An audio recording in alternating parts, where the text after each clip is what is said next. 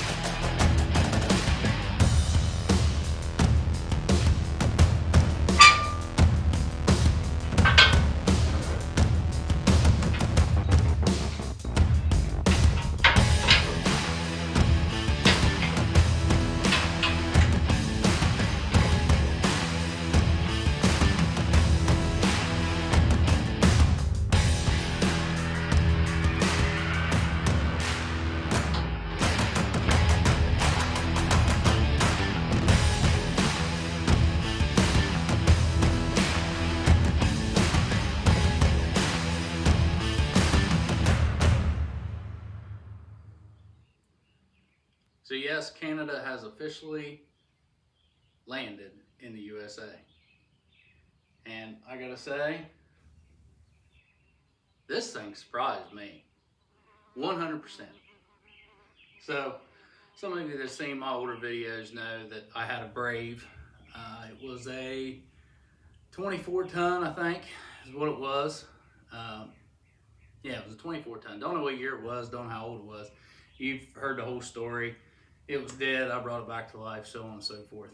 And I got to researching this. I've seen it on a couple of the other YouTube channels, and the old Brave was about to die. It was getting pretty bad, and it needed a lot of love. But it's got more of a story to it. It's went its own way, and hopefully, it's serving the one that really needed it. So, and it's got a few years left in it, but not as many for what I was putting it through. So, got a hold of Split Fire, and the guys at Split Fire were great. I mean, everybody I've dealt with so far has been absolutely fantastic. I had a 7 to 9 week lead time, and it was, I think, right at 7 weeks when they sent me the email saying it was done, ready to ship. Now, coming to getting shipped here, I think it took, I want to say, a week and a half, not quite 2 weeks. So there was some lag time there, but it was still fairly quick, fairly simple. I mean, Split Fire took care of everything. All I had to do was make sure it was unloaded when it showed up. So I did, to speak on their customer service, I did have some shipping damage, some scratched paint, one of the cylinders was scratched on the bottom. I had some scratched powder coat up here on the main beam, and called them, sent them some pictures, and they were just like, no problem, we'll take care of you. That was fantastic. I mean, it was no question. I mean, actually got my package today with the paint to take care of the scratches and the issues that was going with it. They sent me this wonderful little hat, a few extra stickers, because we all know I love stickers and just kind of got to have them for some reason. And and a shirt, they were wonderful. I mean, they were absolutely wonderful. One thing I can say right off the bat, if you guys are looking to replace your splitter and you think my 34 ton splitter is the ultimate, is the best, there's nothing else better out there, you might want to rethink that philosophy. Because that 24 ton that I had, granted it went through anything and everything I ever pushed through it, and this does have some limitations depending on the operator. But I have split probably 2 full cords, maybe a full cord and a half. We'll be conservative, we'll say a full cord and a half.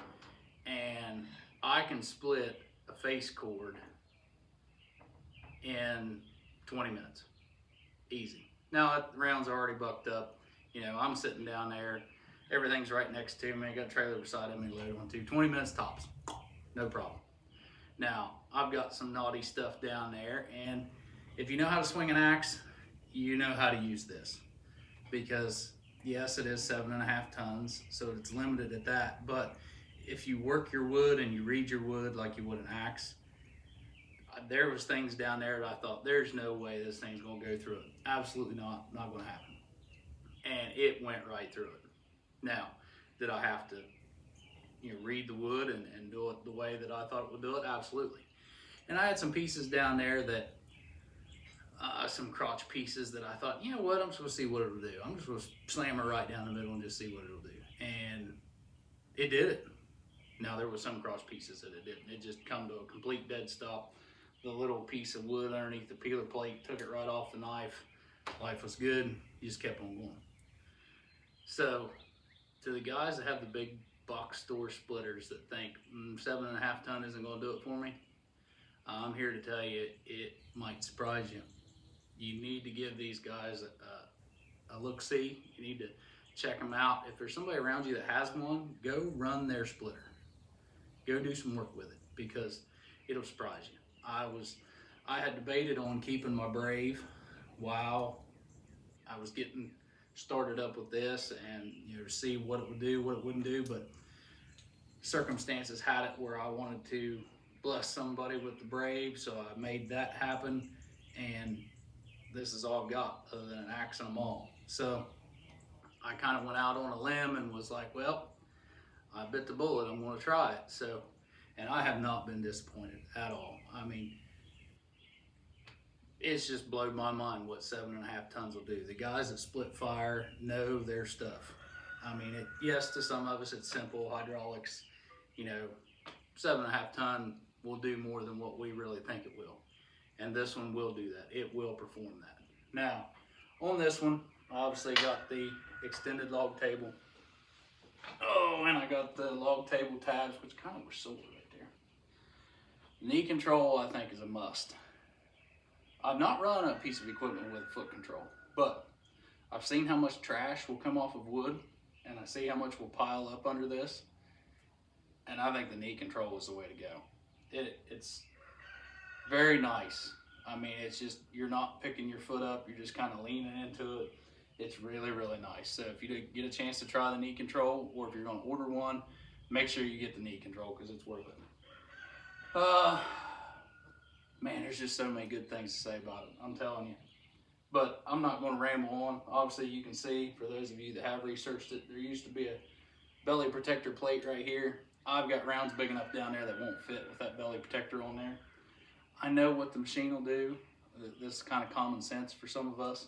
So I took it off. Don't do that. Make sure you leave it on there. Don't do what I do. Log lift is another must. They say 150 pounds. And I'm gonna do some video for you guys down there in the woodlot so you can see it. 150 pounds. I really don't know why they even put that on there. I mean, it will lift way more than 150 pounds. Way more. And I'm sure they do it for safety, and so it doesn't tip over. But it will pick up more than 150 pounds. I promise you, it will pick it up. It won't even think twice. It will pick it up. And that's on uneven ground, because I've got uneven ground down there, and you guys will see that when next couple videos that I get out there, because today it's supposed to rain, and I hear a little couple rumbles of thunder, so I'm not going down there today. But when I get down there here in the next couple days, you guys will see I'm on uneven ground. Now, in saying that, with uneven ground, excuse me, when you're transporting it from one place to another, if you got rough ground, potholes, ditches, stuff like that, go extra slow when you're pulling this, because I have went out through the yard not thinking about it. You get in the mode of, I got my regular box store splitter, I can just take off with it and pull it, no problem. This one, when you pull it out through the yard, you will know where the potholes and the little dips and things are, because you'll look back and this thing will be rocking back and forth and one of the tires will be off the ground. So make sure you go slow when you're pulling this, because it's not roadworthy. They're not roadworthy tires. I got the base model tires, the base model wheels and tires, which are not the bolt-on hubs. I don't plan on running this thing anywhere other than the grass, and very rarely would I ever get a nail in my lawnmower, much less probably this thing. So they'll dry rot and crack before it ever has to be taken off and changed or put a plug in or anything. So, but go slow when you're pulling this. I got the Lonson engine also, and put gas in it. Now, when I brought it home, I did change the oil in it. I went with some Mobil 1 oil, so I started it up when I first got it, let it run for a couple minutes, get warm, then I drained it all out, threw some Mobil 1 in it, because I don't know what oil came in it. It may be perfectly fine, but I don't know what it is, and I'm the kind of person I like to know what's in it. And so changing, putting some Mobil 1 in it kind of made me feel a little bit better. If you want to run it right out of the box, then run it right out of the box. So, but this is a great little unit. I mean, if you got to try one. If you can go to the Paul Bunyan show, or if you can go to one of the firewood shows that these guys are at, go try one and run one. Go to a neighbor's house that has one and run one, because it is absolutely worth it. So I did get the caster assembly with it, because moving it around the wood yard, I want to be able to move it along the pile to get closer to the wood, because I don't want to run back and forth. I did get the caster wheel assembly for it. Works as it should. It's great. I seen one guy, I think it was on Up in Smoke. Yeah. When he did an unboxing on his, the handle come back and hit the back of the main beam right here. And when he was running a splitter, this assembly would hit the top of his handle. And that was one of the things I looked at. So when I put mine on, Splitfire had apparently listened to those guys that talked about that stuff, and it's got a stop on it to where it will only go forward so far and it'll stop. So that's another thing, innovation, listen to their customers. I think Splitfire's done a great job on that, because I see little things like that that really make a difference. And so this one doesn't have that issue, because I already checked that out. But anyway, I'm not going to blab on too much about this. If you guys have got one, or if you're thinking about getting one, you got other questions, leave me something in the comments. I'll be happy to answer them. And we're going to get this thing into some wood, and I'm going to get you guys some videos. So, like I said, I'll see you guys next time. Bye, everybody.